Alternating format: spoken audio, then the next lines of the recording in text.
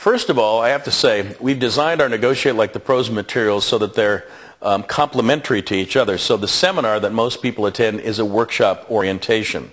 The 6 CD program that we have is actually an interview format, so that you're like listening in to talk radio or to somebody else's interview, because a lot of us learn very well listening to others' conversations. The textbook is sort of the linear technique where you go from point A to point B to point C.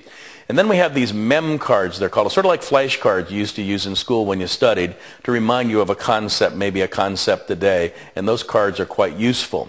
After you use, of course, our materials, the Negotiate Like the Pros materials, you could also get our 4-disc DVD set where you could actually re-experience the workshop, because a lot of times repetition helps. And beyond that, I recommend that you read everything you can on the subject. Now you can Google negotiation, or you can go on Amazon and look for negotiation, and you'll find many books from excellent authors. Roger Dawson, Jim Hennig, Herb Cohen, Gerard Nirenberg, Gavin Kennedy from England, and many, many more.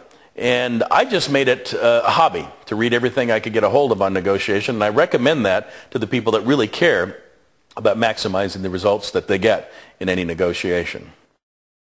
And most people think about negotiation and they think, well, we're going to talk about things that have to do with business. And of course, almost all negotiation has some business application. But really what negotiation skills are all about is getting along with other people and dealing with controversies, overcoming problems, or settling disputes. And so the skills that we learn in the Negotiate Like the Pros program are transferable to what we do every day with our spouses, with our children, with our friends and family. And I can tell you that it cuts down on the aggravation and friction in your life and increases the affinity when you understand the give and take process. Most of us, and this is part of the sort of an extended part of our strategic discussion, most of us are egocentric.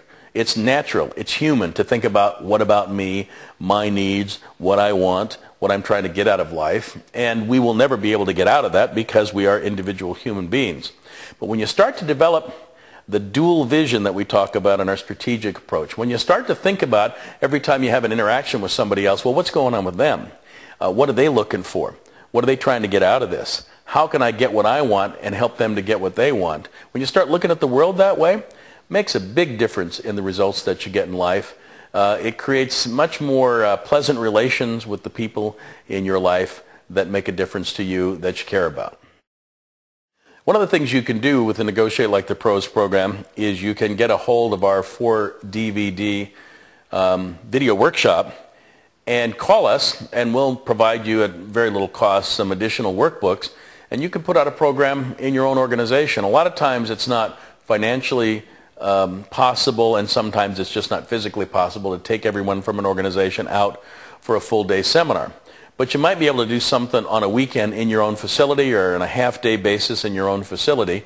And so we have those products available, happy to provide them. Any law firm could put on a program on a Friday afternoon and a Saturday morning or an all-day Saturday and run the DVDs and use the workbooks that we could supply for you, and not only improve our negotiation skills, but also get some continuing legal education credit. So that's something to think about.